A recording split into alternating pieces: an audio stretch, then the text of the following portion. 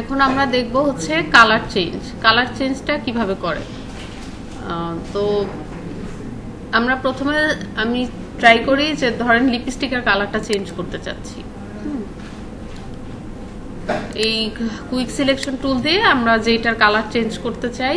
এটা এরকম কেন হয়েছে, এটুকুন সিলেক্ট করলাম, যতটুকুন অংশ আমরা চেঞ্জ করতে চাচ্ছি কালার সেইখানে। তো এইটুকুন এইটার লিপস্টিক আমরা কালারটা চেঞ্জ করতে চাই, তাই এইটুকুন সিলেক্ট করলাম। কুইক সিলেকশন দিয়েও করা যেত, পেন টুল দিয়েও করা যেত, যেটা ইজি হয়।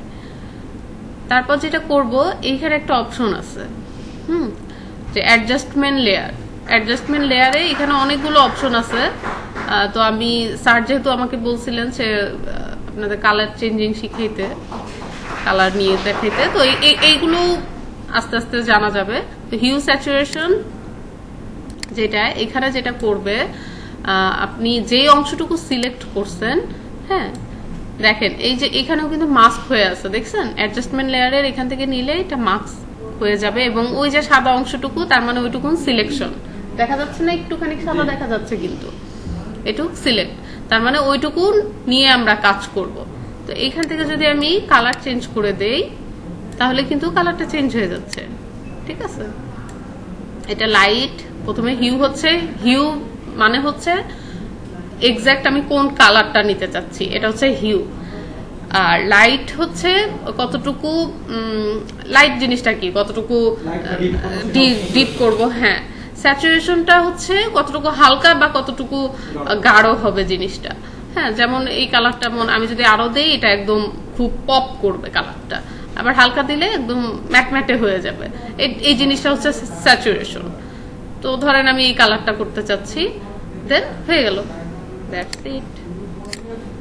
তো এভাবে কিন্তু একটা ডিজাইনের আমরা কালার চেঞ্জ করতে পারি। এটা কি ছিল, এরকম ছিল, রেড ছিল একদম, তাই না? এখান থেকে আমরা এটা করলাম, বুঝতে পারছি? আচ্ছা, এই কাজগুলো এখন কিসে লাগে এটাও তো আমাদের জানা দরকার। আমি সবসময় ট্রাই করি যে আমরা যে কোনো একটা টুল শিখবো, সেই টুলটার সাথে কি কি কাজ করা যায় সেটা যদি জানি তাহলে আরো বেশি মানে ইন্টারেস্টিং হয় ব্যাপারটা। তো এই কাজগুলো নর্মালি হয় যে যারা দেখবেন যে টি শার্ট ডিজাইনের, যারা টি শার্টের বিজনেস করতেছে অনলাইনে, বা ব্যাগের, হ্যাঁ সেম ডিজাইনই অনেকগুলা কালার। তো দেখা যায় কি ওই একটার হয়তো ফটোশুট করে একটা ব্যাগের, দেন ফটোশপে, হ্যাঁ সবগুলো ফটোশপ দিয়ে এরকম কালার চেঞ্জ করে করে নিলে তারপরে কি হয়, হ্যাঁ তারপর সে আপলোড দিল, এরপরে যেটার অর্ডার আসবে সে হয়তো সেই প্রোডাক্টটা সেই অনুযায়ী বানাইলো। বা এটা একটা সুবিধা, বা আরেকটা সুবিধা, তার কাছে হয়তো ব্যাগ আছে কিন্তু একটা একটা করে তো ফটোশুট করার কোনো প্রয়োজন নাই, যেখানে আমি একটা ক্লিক করেই কালারটা চেঞ্জ করতে পারতেছি, তাই না? সেই ক্ষেত্রে তো আমার আলাদা আলাদা ফটো সেশন করার প্রয়োজন নাই বিভিন্ন কালারের। এখানেও মাস্ক নিয়ে কিভাবে কাজ করা যায়, যেমন এখানেও সেম ভাবে যে আমার যদি সিলেকশনটা এখানে ভুল হইতো, বা সিলেকশন ধরেন আমি এই নেইলের মধ্যে সিলেক্ট করি, তাহলে একটা ভুল হবে, সিলেকশনটা পারফেক্টলি হবে না। ধরেন আমি নেইলটা করতে চাচ্ছি, হ্যাঁ এক্সট্রা আমার কিছু সিলেক্ট হয়ে গেছে, এখন এটাতে আমি হিউ স্যাচুরেশন দিতে চাচ্ছি। এখন দেখেন নতুন একটা লেয়ারে কিন্তু সে চলে গেছে এবং শুধুমাত্র সেটার নেইলটা চেঞ্জ হচ্ছে। আচ্ছা খেয়াল করি, একটু মনে হয় বেশি নিলে ভালো হইতো, এটা বোঝা যাচ্ছে না, মানে আমি যদি একটু জুম করেই দেখি, যেহেতু বেশি নেওয়া হয় নাই, এই নখের নেইল পলিশের পাশে যেটা এই জায়গাটুকু কিন্তু ইয়েলো কালার হয়ে গেছে, তাই না? এটা একটা প্রবলেম, ইয়েলো কালার কেন হইলো। এখন আমি তো এটা ভুল সিলেকশন হয়েছে বা পারফেক্ট সিলেকশনের জন্য, তখন এই যে আমাদের মাস্কিংটা হয়েছে পাশে, এটা দিয়ে কিন্তু আমরা সেম মাস্কিং দিয়ে কিন্তু এইভাবে কাজটা করা যায় যে যেহেতু এইটুকুন আমার ভুল হয়েছে, মাস্কিংটা তাহলে আমি রিমুভ করে দেই, ঢেকে ফেলতে চাই, সো এটা ব্ল্যাক থাকবে। আমরা ব্রাশ টুল নিব, নিয়ে এই জায়গায় এরকম করে দেব, দেখেন সেটা সে আগের কালার হয়ে যাচ্ছে, সে ধরেও ফেলছে অলরেডি যে এইটুকে আমার প্রবলেম হয়েছে, তো সেটা করছে। কন্ট্রোল ডি দিয়ে দেই, দেখেন ঠিক হয়ে গেছে। কিন্তু যদিও আরে বাকি আছে, বাকি থাকলেও সমস্যা নেই। আমরা সেই অবজেক্টটাকে সিলেক্ট করব, ব্রাশ টুল নিব, এই জায়গাটা রিমুভ করে দিব, এই জায়গাটা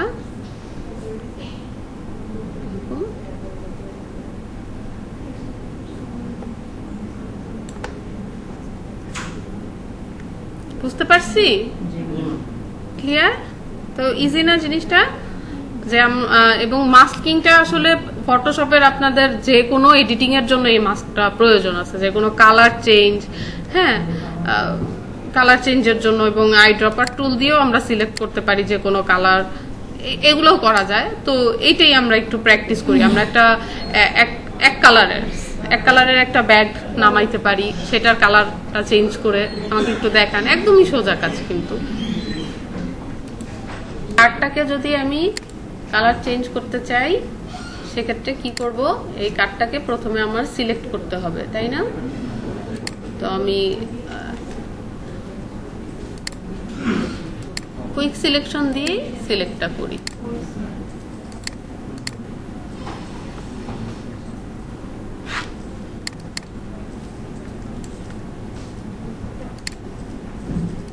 যেহেতু আমি শুধু ইয়েলো কালারটা চেঞ্জ করতে চাই, আমি ইয়েলোটাই রাখবো।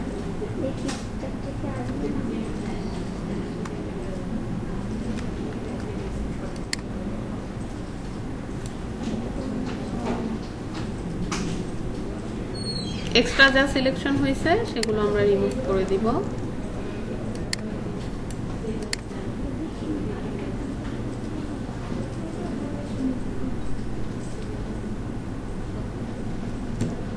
সব রিমুভ হয়ে যাচ্ছে।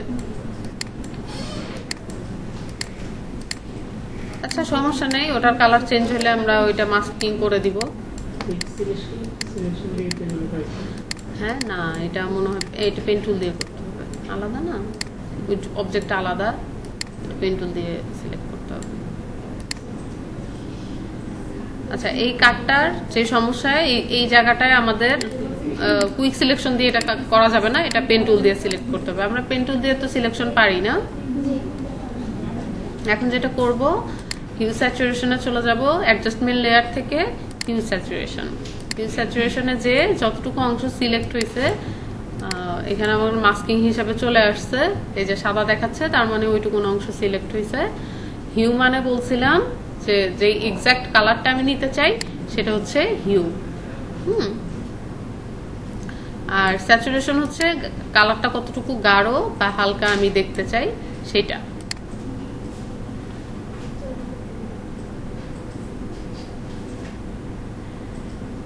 তো কেমন কালার দিব? একটা নীল গাড়ি দেই না?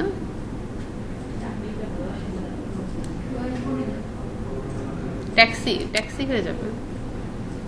হলুদ তো ছিলই, এই নীলটা দিই। দেন এইটা দিলাম। লাইটটা হচ্ছে কতটুকু লাইট হবে কালারটা, কারো আচ্ছা হিউ একটা কোশ্চেন আপনারা করেন নাই, সেটা হচ্ছে আমি আসলাম নীলে, হইল হলুদ, কেন এই কোশ্চেন নাই আপনাদের মধ্যে? এখানে কালারাইজে যদি ক্লিক করি, তাহলে আমি যেই জায়গায় নিয়ে যাব এটা সেই কালারই দেখাবে। হ্যাঁ, এটা স্যাচুরেশনটা কম বলে এরকম দেখাচ্ছে না। কালারাইজটা তাহলে ক্লিক করে নিতে হবে। এখন আমি এই হিউটা যেদিকে সরাবো সেরকম একটা কালার হবে। তো ধরেন আমি কালারটা এরকম করতে চাচ্ছি, করার পরে এটা আমি সরাই ফেললাম, এবং খেয়াল করেন আমার এই জায়গাটা এখনো ইয়েলো দেখাচ্ছে, তার মানে কি এই জায়গাটুকু চেঞ্জ হয়নি। তো নো প্রবলেম, চেঞ্জ না হলেও সমস্যা নাই। যেটা করব, আমাদের তো মাস্কিং করাই আছে, মাস্কিং করা থাকলে যেটুকুন অংশ আমাদের প্রবলেম হয়েছে সেটা কিন্তু আমরা সলভ করতে পারি। সেটা কিরকম, যে এখানে এই জায়গায় যেহেতু আমি এই জায়গায় কি দেখতে চাই, হ্যাঁ হোয়াইট কালারটা উপরে থাকবে, তা দেখতে চাই, তাই এখানে এমন আমরা ভাষা দিয়ে দিব, এই জায়গাটুকু কিন্তু চেঞ্জ হয়ে গেল। ঠিক আছে, আবার গ্লাসটাও যদি আমার মনে হয় চেঞ্জ করতে, সেক্ষেত্রে আমি ব্ল্যাক কালার দিয়ে ওই অংশ থেকে এই যে হিউ স্যাচুরেশনের যে ইফেক্টটা দিছিলাম সেটা কিন্তু রিমুভ করা যাবে। ঠিক আছে, এই গ্লাসের মধ্যে যদি আমি ব্রাশ দিয়ে ক্লিক করি তাহলে কিন্তু এই গ্লাসটার মধ্যে আর ওই নীল যেই ইফেক্টটা দিছিলাম, নীল যে কালারটা করছিলাম সেটা আর শো হবে না। মেইন জিনিসটাই হচ্ছে মাস্কিং, এটা ভালো মতো বুঝতে হবে, কারণ সামনে দিনে আমরা যেই কাজগুলো করব, আমরা তো ফটো ম্যানিপুলেশন করব, তাই না? ফটো ম্যানিপুলেশন কি আমরা জানি?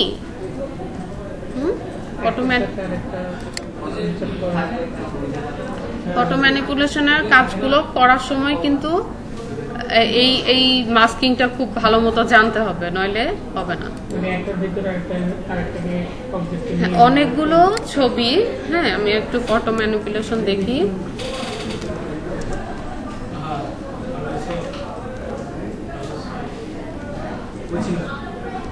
নেট কি আছে? ফটো ম্যানিপুলেশনটা কি এটা আগে একটু জানি না, ইন্টারনেটই তো নাই। আচ্ছা দেখি ইন্টারনেট।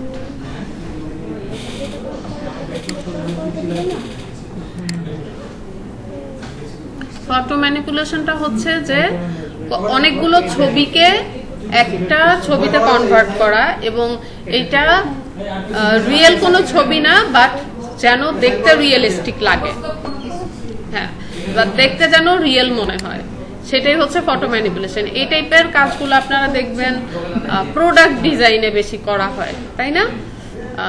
এটাতে কি দেখা যাবে? এটাতে না, ঠিক কই যায় ইন্টারনেট? আচ্ছা আসুক ছবি। এই ছবিটা যদি আমরা দেখি, এটা কিন্তু কোনো রিয়েল ছবি না, বাট দেখতে কি মনে হচ্ছে একটা রিয়েলিস্টিক ছবি আসছে, বা এই যে এইগুলোকে বলা হয় ফটো ম্যানিপুলেশন। ঠিক আছে, এই টাইপের কাজ করার সময় আমাদের অবশ্যই মাস্কিংটা জানতে হবে। এই যে মাস্কিংটা খুব ইম্পর্টেন্ট, খুবই ইম্পর্টেন্ট ফটোশপের জন্য। তো এই টাইপের কাজও এই যে নিজের ছবি এখানে বসায় দিবেন। হ্যাঁ, এখানে কিন্তু প্রত্যেকটা অবজেক্ট আলাদা আলাদা করে নেওয়া হয়েছে। যেমন এই হাত সহ ফোনটা কেউ একজন এভাবে হয়তো তুলছে, এই ছবিটা কেটে আনছে, ব্যাকগ্রাউন্ড এটা কেটে আনছে, তারপর এইভাবে ঘুরে একজন দাঁড়ায় ছিল, এই ছবি একটা আনছে, দেন রেলগাড়ির একটা রেল লাইনের একটা ছবি আনছে। এই তিনটা ছবিকে একসাথে করে এরকম একটা দেখেন, এটা লাইটিং গুলা কিন্তু দেখে মনে হচ্ছে সেম, এইভাবে এরকমই মনে হয় ছবিটা, তাই না? ব্যাপার এইগুলো কি ফটো ম্যানিপুলেশন বলে।